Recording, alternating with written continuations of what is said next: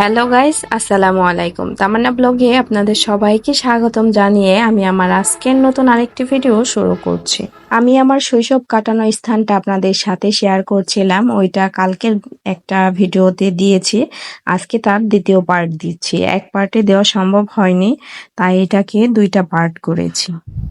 আর এখানকার প্রত্যেকটা গাছই তার হাতে লাগানো, তার নিজের হাতে লাগানো। এখানে হচ্ছে কামরাঙ্গা গাছ, কামরাঙা হয়। প্রত্যেকটা গাছ তার হাতে লাগানো, খুব মহব্বতে লাগিয়েছে। সেই মানুষটাই দুনিয়ার বুকে নেই। গাছগুলা ঠিকই আছে, সব কিছু আছে, মানুষটাই নেই। অনেক খারাপ লাগে মানুষটার জন্য। এখানে যখন আসি তখনই মনে পড়ে যায় তার কথাগুলো। সবাই দোয়া করবেন, আল্লাহ যেন তাকে জান্নাতবাসী করেন, আমিন। এই আর কি। অনেক ভিডিওতে তো অনেক কিছু দেখিয়েছি, আশা করি এই ভিডিওগুলা আপনাদের ভালো লাগবে। মানে এই ভিডিওটা আপনাদের ভালো লাগবে। আমি কথা বলতে গিয়ে কিছুটা নার্ভাস হয়ে যাচ্ছি, কারণ এমনিতে আমি ভিডিওর ভয়েস দেই একা যখন থাকি তখন, কিন্তু আজকে কিন্তু আমি সরাসরি ভয়েসটা দিচ্ছি। শুধুমাত্র আশেপাশের যে পাখির ডাকগুলো আছে সেগুলো ভিডিওতে যাতে ক্যামেরা বন্দি করতে পারি তার জন্য আর কি ভিডিওটা করা, ভয়েসটা সাথে সাথে দেওয়া। আর মানুষ শুনছে, আশেপাশে মানুষ আছে, এর জন্য আর কি আমি একটু নার্ভাসও হয়ে যাচ্ছি, কেউ কিছু মনে করবেন না। আর এই তো এখানে সামনে আরেকটা বিষয় দেখাচ্ছি, দাঁড়ান 1 মিনিট। এইখানেই, এই সামনে দাঁড়ালে দেখা যায় ওই পাশে, ক্যামেরাটা জুম করে নেই, মসজিদের মতো দেখা যাচ্ছে। ওটার পিছনে আছে একটা কবরস্থান, আর ওইখানে শুয়ে আছে আমার দাদা দাদু। আমার ভিডিও আপনারা যারা দেখেন তারা দেখেছেন, রমজানের মধ্যে আমি একটা ভিডিও ছেড়েছি। আমার দাদুও 13 রমজানে পরলোক গমন করেছেন। দোয়া করবেন সবাই, আল্লাহ যেন আমার দাদুকে জান্নাতবাসী করেন। আর ওখানে আমার দাদাও আছে। আমার দাদাও 13 রমজানে মারা গিয়েছেন, কিন্তু এই বছর না, 2 বছর আগে, আর 2 বছর পরে আমার দাদু মারা গিয়েছেন। দোয়া করবেন সবাই। এই তো খুব কাছেই আছে তারা, কিন্তু চাইলেও তাদের দেখতে পারি না, ছুঁতে পারি না, ডাকলেও কখনো ডাকে সাড়া দেয় না। যারা নাকি একটা ডাক দেওয়ার পরে সাড়া দেওয়ার জন্য চাতক পাখির মতো হয়ে থাকতো, তারা এখন কত ডাকছি কিন্তু ডাকে কোনো সাড়া দিচ্ছে না। এইরকম একটা দেশে তারা চলে গিয়েছে। তো সবাই তাদের জন্য দোয়া করবেন। আমাদের সবারই 2 দিন আগে পরে চলে যেতে হবে, এই আর কি। তো বাসায় চলে যাই, ভিতর দিকে চলে গিয়ে যাচ্ছি, আপনাদের দেখাচ্ছি। এখানে দাঁড়িয়ে থাকলে আমার খুব কষ্ট হয়। এখন আমি ভিতরে চলে যাচ্ছি, ভিতরটা আপনাদের সাথে শেয়ার করব, বাড়ির ভিতরটা। আর গরমের সময় এখানে অনেক বাতাস থাকে। আর এই যে যে দেখতে পাচ্ছেন, বসার জন্য এখানে বেঞ্চ বলা হয় আর কি, বেঞ্চ বানানো হয়েছে। এটা তো এখন অনেক পুরাতন হয়ে গিয়েছে।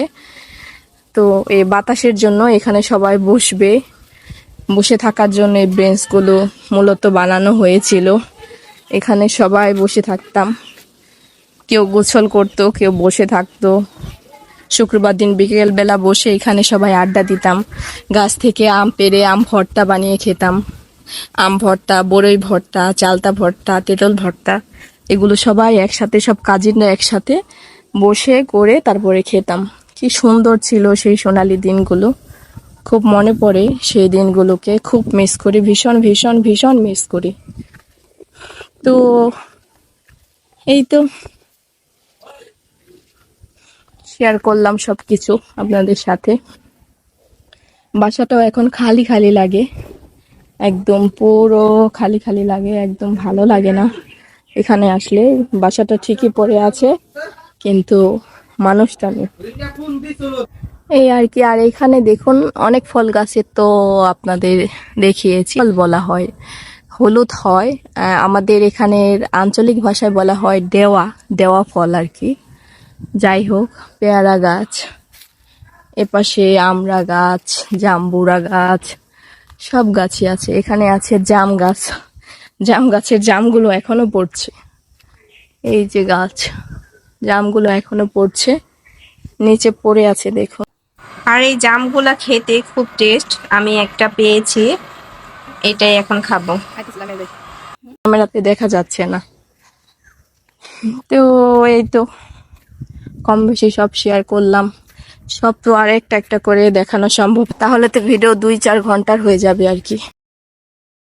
আর এইদিকে ভিতরটায় গেলেও দেখা যাচ্ছে কিন্তু বাসাটা পুরো খালি ভুতুরে বাড়ি হয়ে আছে, কারণ বাসায় মানুষ না থাকলে যাই হয় আর কি। এই বাসাটা একসময় খুব মানুষ ভর্তি ছিল, কত আনন্দ উল্লাস ছিল। এখন আপনারা বলতে পারেন মানুষগুলা কোথায় গিয়েছে, সবাই এটা গ্রামের বাসা, ঢাকায় থাকে আর কি। আর তারপরেও যখন কোনো অনুষ্ঠান হয় সবাই বাসায় যখন আসে একসাথে হলে অনেক ভালো লাগে, বাসাটা খুব হই হুল্লোড়ে ভরে ওঠে। আর এদিকে আপনাদের সাথে পরিচয় করে দিচ্ছি, তার নাম হচ্ছে কালু, সে আমাদের বাসার পালিত কুকুর। সে খুবই ভালো, মানে সে সব কিছু বোঝে, মুখের ভাষা সব কিছু বোঝে। সে রাত্রে ডিউটি দেয়, দিনের বেলায় এইরকম বিন্দাস ঘুম যায়। আর তাকে কিন্তু যে সেই প্লেটে খাবার দিলে সে খাবে না, তার খাওয়ার জন্য সব কিছু আলাদা। সে শুধুমাত্র তার ব্যবহৃত জিনিসপত্রগুলোর মধ্যেই খাবারটা খাবে। তো আমার আজকের ভিডিওটা আপনাদের কেমন লাগলো আপনারা অবশ্যই কমেন্ট বক্সে আমাকে কমেন্ট করে জানাবেন। যাদের ভিডিওটা ভালো লাগে অবশ্যই লাইক কমেন্ট শেয়ার করে যাবেন, আর যাদের খারাপ লাগে বা লাগবে দয়া করে তারা দূরে থাকবেন। আল্লাহ হাফেজ।